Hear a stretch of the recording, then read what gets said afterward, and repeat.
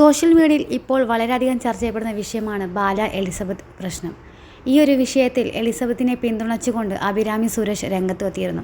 തങ്ങൾ എലിസബത്തിനെ ബന്ധപ്പെടാൻ ശ്രമിച്ചുവെന്നും ചില വ്യക്തികളുടെ ഇടപെടൽ മൂലം അത് നടന്നില്ല എന്നും അഭിരാമി പറഞ്ഞിരുന്നു. ഇതിന് പിന്നാലെയാണ് സെലിബ്രിറ്റി സ്റ്റാറ്റസിൻ്റെ സപ്പോർട്ട് വേണ്ടെന്ന് വ്യക്തമാക്കിയിട്ട് എലിസബത്ത് രംഗത്ത് വന്നത്.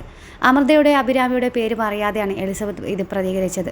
ചിലർ പറയുന്നത് കേട്ടു 14 വർഷം ഞങ്ങൾ അനുഭവിച്ച സംഭവങ്ങളാണ് അവർക്ക് വെറും 2 വർഷം അനുഭവിക്കേണ്ടി വന്നതെന്ന്. ഈ ഒരു താരതമ്യപ്പെടൽ എലിസബത്തിന് ഇഷ്ടപ്പെട്ടിട്ടില്ല.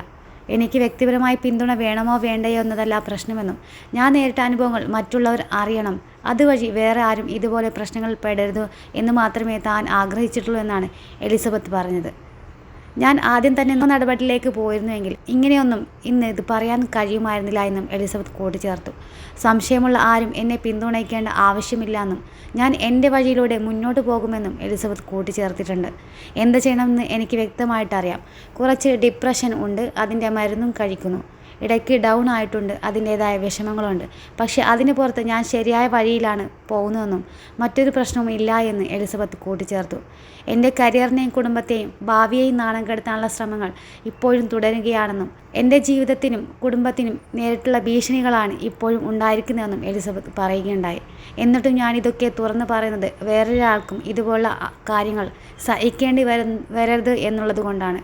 ഇത്രയും കാലം ആരോടും ഒന്നും മിണ്ടാതിരുന്നിട്ട് ഇപ്പോൾ എന്നെ കുറ്റം പറയാൻ വന്നിരിക്കുന്നു എന്നിട്ട് താരതമ്യപ്പെടുത്തുന്നു എന്നാണ് എലിസബത്ത് അഭിരാമിയെക്കുറിച്ചിട്ട് പറഞ്ഞത്. മാത്രമല്ല താൻ പറഞ്ഞ കാര്യങ്ങൾ അത് അതേപോലെ റെക്കോർഡ് ചെയ്ത് സോഷ്യൽ മാധ്യമങ്ങളിൽ ഉപയോഗിച്ചു എന്നും എലിസബത്ത് പറയുന്നുണ്ട്.